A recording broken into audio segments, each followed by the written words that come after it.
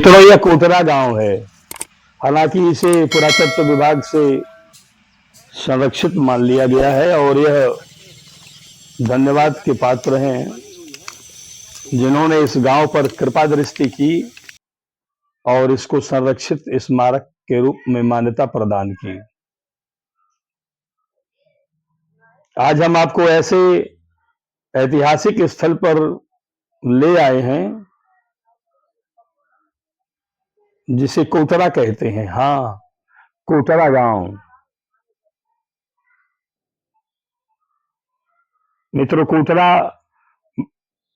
महान प्रबल प्रतापी राक्षस राज बाणासुर की मां का नाम है कोतरा, और इसीलिए इस गांव का नाम कोतरा रख दिया गया। यह कोतरा गांव सोनितपुर का ही एक छोटा सा भाग है। कहते हैं कि महाराज बाणासुर के परिजनों का निवास स्थान यहीं पर रहा करता था, और आज हम स्मारक के रूप में पत्थरों के जिस भवन को देख रहे हैं उसे देख करके ही हृदय करुणा से भर जाता है। यह मुगलिया आतताइयों का एक निशान है जिन्होंने कि कोतरा गांव के इस बहुमूल्य स्मारक को तहस नहस कर दिया। अधिकांश पिलर टूटे हुए, सब कुछ बिखरा हुआ मिला, लेकिन कालांतर में सरकार को और प्रशासन को शुद्धि आई और उन लोगों ने कोतरा गांव को अपने संरक्षण में लेकर के यहाँ की सुंदरता को निखारने का काम शुरू कर दिया है। मुगल सल्तनत के कई नवाबों द्वारा हमारे हिंदू धर्म और सनातन के प्रतीक माने जाने वाले कई धरोहर स्मारकों का सत्यानाश कर दिया गया, क्षतिग्रस्त कर दिया गया, उन्हें तोड़ फोड़ कर दिया गया। उसके बाद भी पुरातन समय के पत्थर के बने हुए चट्टानों से को काट काट कर तराश कर बनाए गए ये धरोहर आज भी खंडित रूप में ही सही लेकिन सुरक्षित हैं। और यह महान शिवलिंग जिनकी कथा हम आपको आगे चलकर बताएंगे।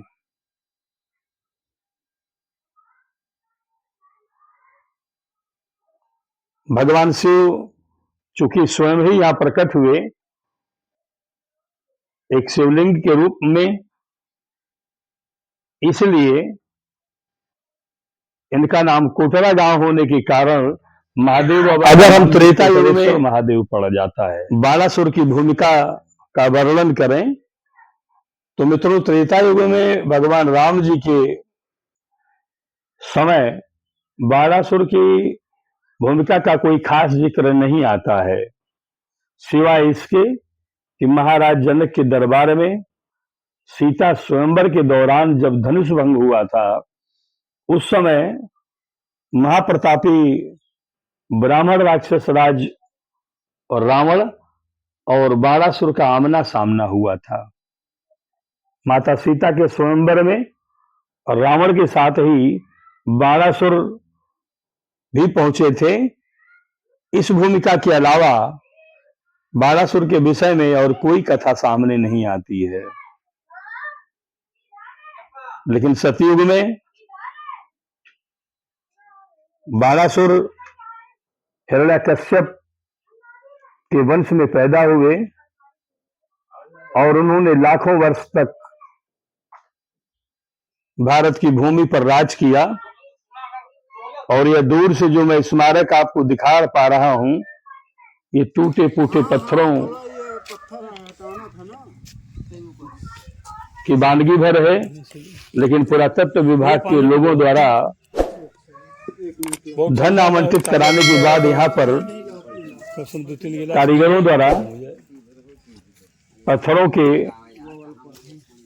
पुनर्निर्माण का जो कार्य किया जा रहा है वो वास्तव में ही सराहनीय है। ये आप सामने देख रहे हैं सुंदर नक्काशी के बने हुए कटे पिटे पत्थर। सीढ़ियों का निर्माण कर दिया गया है और ऊपर आप देख रहे हैं कितनी सुंदर नक्काशी है। मित्रों, यही हमारे भारत की धरोहर है, यही हमारे भारत की पुरातन पूंजी है, जिसको देखने के लिए देश भर के ही नहीं बल्कि विदेशों से भी लोग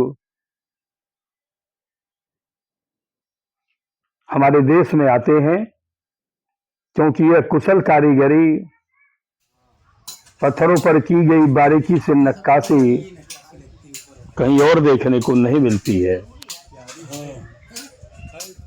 यह क्षेत्र चित्रकूट जनपद के मऊ तहसील से लगभग 25 किलोमीटर दूर ऋषियन जंगल के पास परदमा गांव के नजदीक कोटरा गांव में पड़ता है। मैंने यहाँ घूम घूम कर देखा कि कोटरा गांव, पाली गांव, ऋषियन क्षेत्र, ये 2-4 गांव जो क्षेत्र हैं ये ऐतिहासिक रूप से प्रसिद्ध हैं। इनको यदि हम इतिहास के पन्नों में खंगालें तो कहीं न कहीं इनका चरित्र, कहीं न कहीं इनकी कथा कहानियां आपको इतिहास के पन्नों में मिल जाएंगी, पुराणों और वेदों में मिल जाएंगी।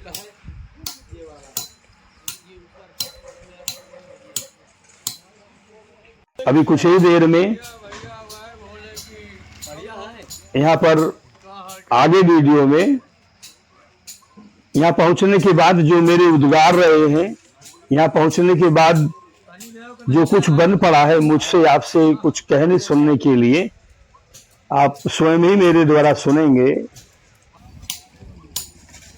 लेकिन अभी इन बीच में इन तराशे गए पत्थरों को आपको दिखाना आवश्यक है, ताकि आप उन्हें देख करके इनका मर्म समझें, इनकी व्यथा समझें कि इन पत्थर के आलीशान टुकड़ों की जगह कहाँ थी और अब कहाँ रह गई है।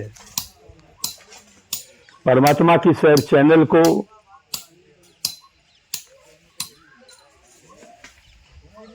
जिस तरह से आप लोगों का सहयोग मिल रहा है उसके लिए मैं पूरी तरह से आभारी हूँ। वीडियो लगातार देखते रहिएगा, चैनल को सब्सक्राइब करिएगा और अपने इष्ट मित्रों में कराते रहिएगा। तो बोलिए जय सिया राम,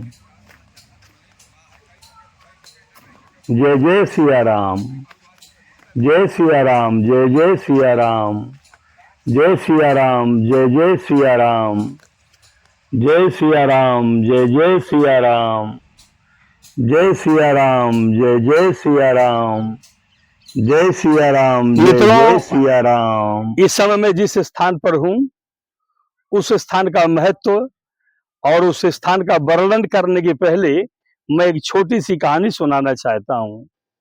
बात राक्षस राज बाणासुर की है, जिनकी उम्र रावण से भी अधिक बताई जाती है। सतयुग में कहा जाता है कि बाणासुर प्रतिदिन महादेव बाबा के चूंकि भक्त थे, तो ये महादेव बाबा का उपासना करने के लिए प्रतिदिन कैलाश पर्वत पर जाते थे और कई सदियों तक कैलाश पर्वत पर जा करके बाणासुर ने महादेव की उपासना की, तपस्या की।